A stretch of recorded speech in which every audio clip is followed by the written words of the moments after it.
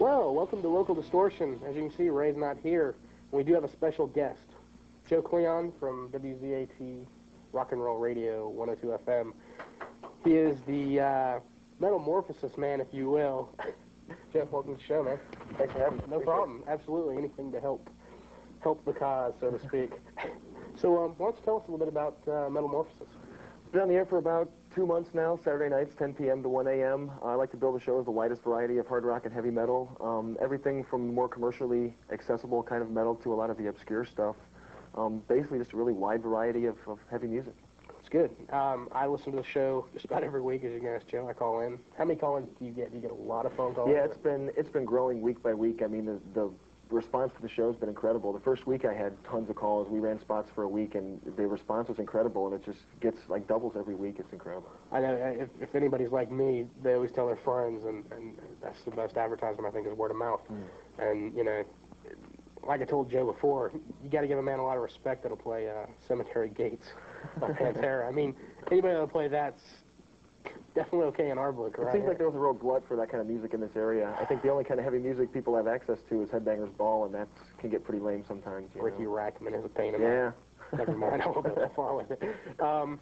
Joe, I think, is going to be hanging around with us quite often here on Local Distortion. We're going to kind of develop something here, and hopefully do quite a bit, bring some good acts in, do a lot more live music. It beats sitting home alone watching Oprah. There you go. No Oprah on this show. What I want to do this time go around, I want to give a couple album reviews. First of all, Pearl Jam's Vitology. Must have. Definitely. If you can get it on vinyl. Good luck.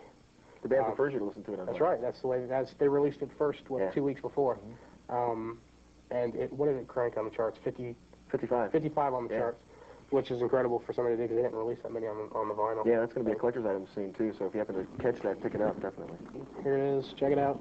Vitology. It's definitely worth owning. The CD is real good, too, but the vinyl, like they said, you know, it was meant to be on vinyl, so that's where they released it. Also, if you can find it, also, Spin the Black Circle came out on 45, which is also on vinyl, and if you're like me, you love vinyl.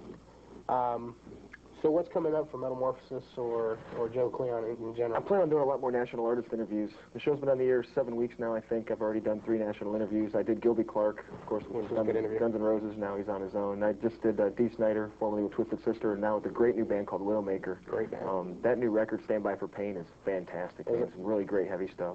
And I did Jack Russell from Great White as well. So I plan on doing some more national artist interviews. I want to get more involved in the local scene as well. Good. So if there's anybody in any local metal bands out there, please send me tapes. We need some material. Send them tapes right into me, anything, or if you see me out of the bars, just pull me aside and I'll put in a good word with you with Joe. And listen to WZAT, 10 o'clock Saturday night, it's Metamorphosis. This Saturday, or past Saturday, I'll be on the show, and maybe a few more coming up in the next few times we'll come hang out. We're also going to show some footage from us hanging out in the studio at ZAT. And we want to thank everybody at ZAT for bringing in the live music. The Blackfoot show, which was a few nights ago, was a great show from what I've heard. I didn't get down there, a little sick here. We've brought in some good shows since I've been here, Driving and Crying, Blackfoot. That was a slammer show. You couldn't even move in that place. That's what I heard. Heard if the fire marshal was there, he'd have been pissed. Yeah, I think so. They packed in quite a few people that night. Oh, yeah. Well, anything for a buck, whatever, you know. Hopefully we'll start getting some of the harder acts like Joe shows on his plays on his show. That would be great. That'd be really good. That would be great. Pull in some heavier acts, maybe even highlight some of the heavier acts around town because there are some very good bands. A couple good bars still left, still playing some decent music. Velvet Elvis I want to give props to because they're a bar that's to be reckoned with, to be right next door to the biggest guys in town and bring in some of the better acts I've ever seen in town in a bar. Axis, I'll give them a little credit because they still bring in some of the more better national acts, such as Driving and Crying, and they help ZAT a lot. So let's go on to our next video, which is Fury in the Slaughterhouse, When I'm Dead and Gone, off RCA Records. Real good album. Check it out.